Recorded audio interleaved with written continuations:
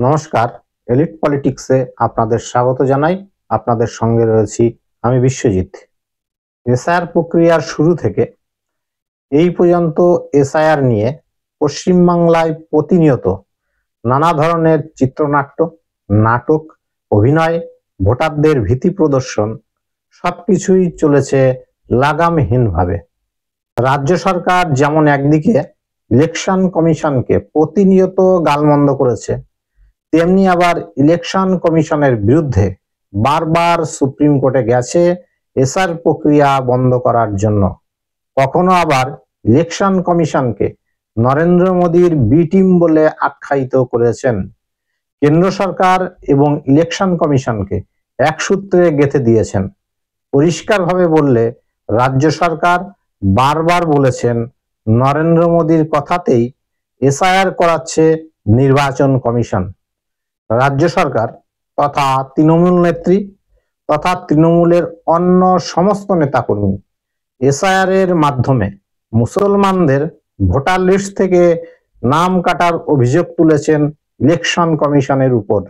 অন্যদিকে election commission SIR এর মাধ্যমে এনআরসিকেই কার্যকর করতে চাইছে বলে বারবার প্রশ্ন তুলেছেন খোদ মুখ্যমন্ত্রী তথা তৃণমূল নেতৃত্ব।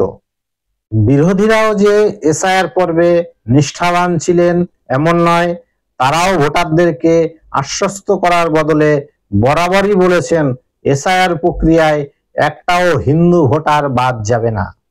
ফলে এসআইআর নিয়ে শাসক বিরোধী উভয়ই তাদের রাজনৈতিক স্বার্থ চরিতার্থ করে গেছেন মাত্র। আর এতে সাধারণ ভোটাররা প্রতিনিয়ত চিন্তিত, ভীতিগ্রস্ত, অস্তিত্বহীনতায় ভুগতে থেকেছেন। আর আজ অর্থাৎ 30 নভেম্বর নির্বাচন কমিশনের তরফ থেকে যে তথ্য তুলে ধরা হয়েছে তা থেকে পরিষ্কার হচ্ছে রাজনৈতিক দলগুলির বিভ্রান্তিকর বক্তব্যের অসারতা। ইলেকশন কমিশনের তথ্য অনুযায়ী আমাদের রাজ্যে মোট ভোটার 7.66 কোটির কিছু বেশি।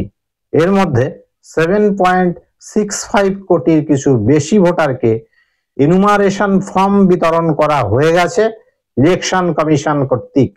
30/11/2025 তারিখ বেলা 3টে পর্যন্ত যার হার বা পার্সেন্টেজ দাঁড়িয়েছে 99.89%। এর মধ্যে আবার প্রায় 7.30 কোটি ভোটারের ফর্ম কমিশনের পোর্টালে ডিজিটাইজ হয়ে আপলোডও হয়ে গেছে, যার পার্সেন্টেজ হলো 95.24%। এই হার আগামী কয়েকদিনে আরো বাড়বে বলেই মনে করছে ইলেকশন কমিশন। অর্থাৎ আমরা একথা বলতে পারি 2025 সালের সর্বশেষ ভোটার তালিকা থেকে বাদ পড়া ভোটারের সংখ্যা ক্রমশই কমছে।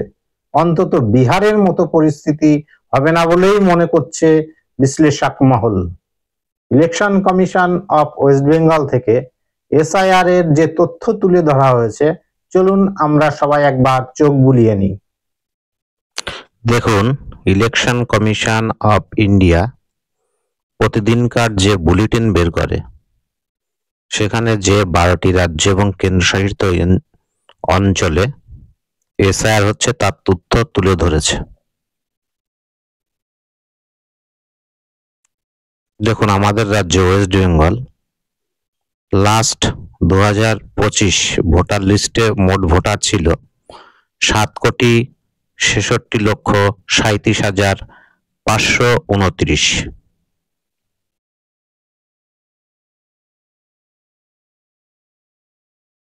নাম্বার অফ বিএলএস 80,681 জন, বিএলএস 1,63,243 জন। ইনুমারেশন ফর্ম ডিস্ট্রিবিউটেড 7,65,52,151 জন, যার পার্সেন্টেজ দাঁড়াচ্ছে 99.89%। এনুমারেশন ফর্ম ডিজিটাইজ হয়েছে 7,29,53,185 জনের, যার পার্সেন্টেজ দাঁড়াচ্ছে 95.24%।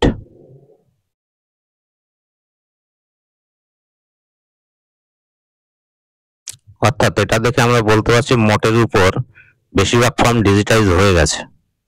তাই যে সমস্ত রাজনৈতিক নেতা, দল, অরাজনৈতিক বুদ্ধিজীবী, রাজনৈতিক বিশ্লেষক এসআইআর শুরুর আগেই কোটি কোটি ভোটারের নাম বাদ যাওয়ার বার্তা দিয়ে মানুষের মধ্যে যে আতঙ্কের আবহ তৈরি করেছিলেন, তারা সম্ভবত ভুল প্রমাণিত হতে চলেছেন। খুব বেশি হলে মেরে কেটে 20 থেকে 25 লক্ষ ভোটারের নাম বাদ যেতে পারে। তারা হলেন মৃত ভোটার বা ডুপ্লিকেট ভোটার বা ভুয়ো ভোটার, যা খুবই একটা স্বাভাবিক ঘটনা। আর এই প্রবণতা শুধুমাত্র পশ্চিম বাংলার ক্ষেত্রে নয়, বাকি রাজ্য ও কেন্দ্রশাসিত অঞ্চলের ক্ষেত্রেও সমানভাবে প্রযোজ্য হতে চলেছে। একটা স্বাভাবিক প্রক্রিয়াকে কিছু রাজনৈতিক, সামাজিক, প্রশাসনিক অবাঞ্ছিত হস্তক্ষেপের ফলে যে আতঙ্কের পরিবেশ সৃষ্টি হয়েছিল, যার ফলস্বরূপ দেশ জুড়ে নির্বাচক ও ভোটকর্মীদের অকাল মৃত্যু ঘটে যায়। সাধারণ মানুষের পক্ষ থেকে সমস্ত রাজনৈতিক দলগুলিকে আজকে এই প্রশ্নটি করতে চাই, এর দায় কে নেবে? আজকের আলোচনা এখানেই শেষ করছি। সবাই খুব ভালো থাকবেন। আপনাদের সঙ্গে আবার দেখা হবে অন্য কোনো ভিডিওয়। আর এই ভিডিওটি যদি পছন্দ হয়ে থাকে সকলে অবশ্যই সাবস্ক্রাইব করবেন। নমস্কার।